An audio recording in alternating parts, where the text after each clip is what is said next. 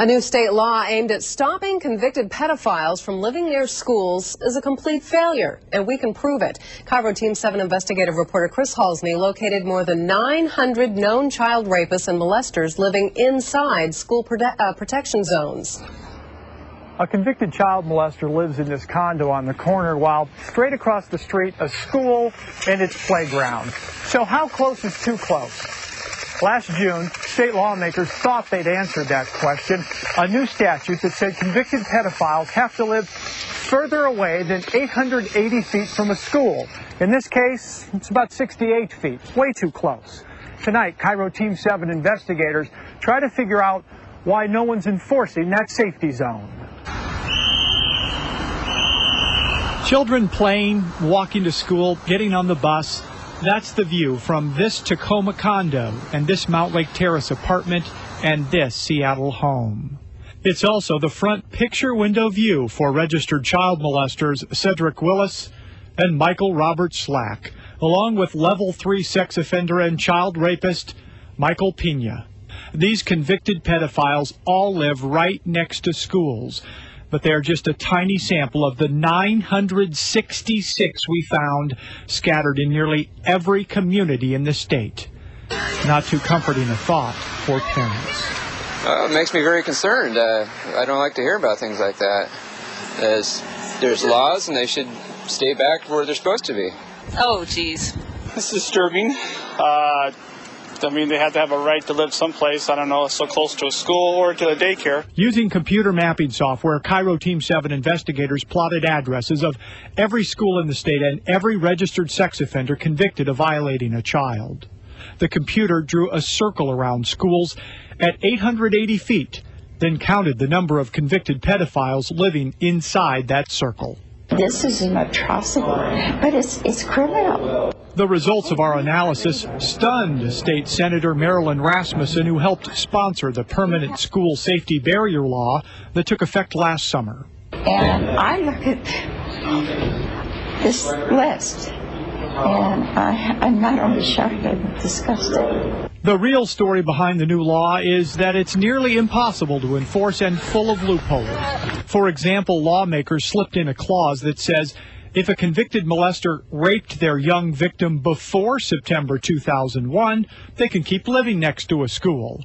Even under that restriction, we located at least 100 convicted pedophiles like Xinjiang Kim living near schools. Mr. Kim? Yes. Chris Halsney, KIRO TV. Can we talk to you a second? Court records show Kim raped his girlfriend's 13-year-old daughter multiple times through April of 2003. That's after September 2001.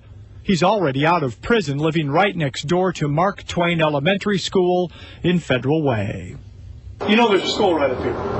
He was a little camera shy, but defended his living location, saying the Department of Corrections approved it. Okay, but DOC knows you're living here. Yes, of course, yeah. They've been here a few times. They know you live here, and they know about your crime. Yes. They know you're a registered sex offender, and they know when it occurred. And DOC said you can still live here.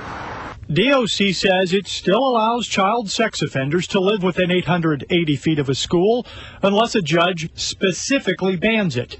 That might explain how multiple convicted child rapists continue to get placed at this rundown house just a block and a half from McKinley Middle School in Tacoma.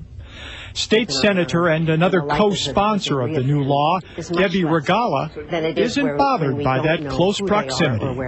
So you personally don't have a terrific concern that they live near schools as long as they're registered? I personally do not. Pierce County Prosecutor Gerald Horn doesn't agree at all.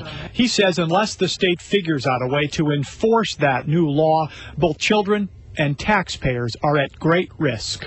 One of those offenders takes a fixation on one of those children, then acts out on that fixation. And then when they're in violation of the law, the potential liability is absolutely enormous and should be. And there's not a more dangerous scenario for that to happen than here at Northwest School in Seattle. There are 19 child sex offenders registered to live within a couple of blocks. We obviously need to be very, very concerned. Assistant Principal Alan Brown would love to see the new 880-foot rule start working and reduce that number to nothing. If you expect the Attorney General's office to enforce this new law, forget it. That agency tells me it doesn't have the authority. Department of Corrections is interpreting this law so narrowly, it claims just 2 sex offenders legally qualify, in their opinion, to be restricted. Several politicians in Olympia tell me that was never the intent of the new law. They're going to attempt to fix it soon. Steve? Stunning, Chris. Thanks. Our investigative team discovered state-run websites that list sex offender locations show only about 25% of the criminals who qualify. You won't have that problem at KIROTV.com. We have created interactive maps of your neighborhood which show all the convicted pedophiles and where they live. You can also type in the name of your school, and we've totaled just how many child sex offenders live within 880 feet.